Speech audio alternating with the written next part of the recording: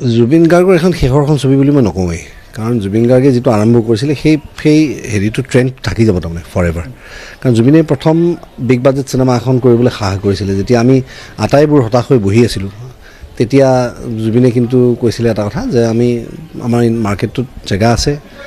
পইচা আছে আমি খালি ৰিস্ক ল'ব লাগিব কোৱালিটি চিনেমা বনাব লাগিব সেই প্ৰথম তেওঁ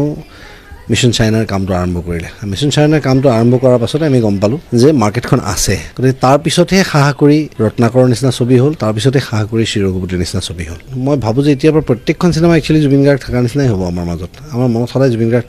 থাকিবই সমগ্ৰ বিশ্বক বুজাই দিলে যে অসমীয়া মানুহে শিল্পীক কি ধৰণে মৰম কৰে যদি শিল্পী